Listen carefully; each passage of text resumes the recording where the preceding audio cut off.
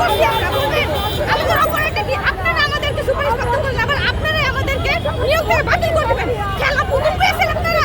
তারা ওটা দিতে দেয় নাই, তারা ওখান থেকে ধাক্কা বের করে দিচ্ছে। আপনারা দেখতেছেন এখন মিডিয়া অসুস্থ হয়ে গেছে, দেখেন তাও তো করতে দেয় নাই, তারা আগুন নিভাই দিছে। ধাক্কা বের করে দিচ্ছে।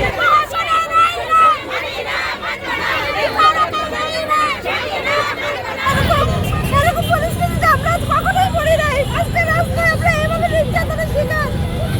এরকম পরিবেশে আমরা জীবনেও কখনো হই নাই। আজ এই সরকার আমাদেরকে সুপারিশ করতে পারছে, তাহলে এই সরকার কেন আমাদের সুপারিশ বাতিল করছে? তাহলে কেন আমরা রাস্তায় পুলিশের নির্যাতন সহ্য করবো?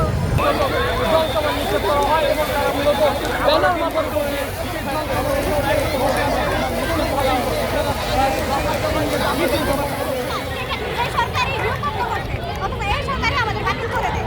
11 দিন ধরে আমরা রাস্তায় পড়ে আছি। আমাদের এটাই দাবি, আমাদের অধিকারটা মেনে নেন, আমরা আর কিছু চাই না। তারা এখান থেকে প্রেস ক্লাবে গিয়ে অবস্থান করে। এখন প্রেস ক্লাবের কথা বলে তারা কিন্তু হুট করে কি হলো যে শিক্ষা ভবন দিয়ে সচিবালয়ের সামনে যেতে চায়। সচিবালয় করে তারা এখানে তারা বারবার এই কাজটা করছে। কত আমরা তো এখানে পানি মারা বন্ধ করে তাদেরকে এখানে আটকায় দিচ্ছি। পরে যখন যাইতে চায় না তখন ডিসপাস করার জন্য ওরা পানি মারছে। এই পানি মারার পরে তারা কিন্তু এখানে বসে গেছে। আপনারা দেখছেন এখানে বসে আছে। ঠিক আছে, আমরা এখানে বসে থাকুক, সচিবালয় থেকে না যায় এটা আমরা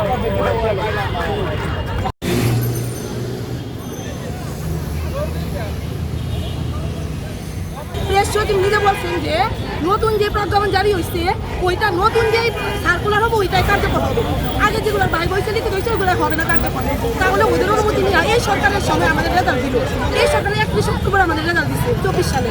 তাহলে কেন আমাদেরকে রেজাল্ট বাতিল করা হলো? যখন আমরা 14 জানুয়ারি আমরা মানববন্ধন করছি প্রেস ক্লাবের সামনে, আমাদের বিধানচন্দ্র রায় স্যার বলছে তোমাদের একজনও বাদ যাবে না। তাহলে গত 6 তারিখে 6 ফেব্রুয়ারি সবাই বাতিল হলো কেন? বাতিল হওয়ার পর যখন আমরা 6 তারিখ থেকে আন্দোলন করতেছি তখন ওনারা বলছে আমরা আপিল করছি, রবিবারে ওনারা বলছে আপিল করার পরে কি 1 সপ্তাহ লাগে? আপনারাই বলেন।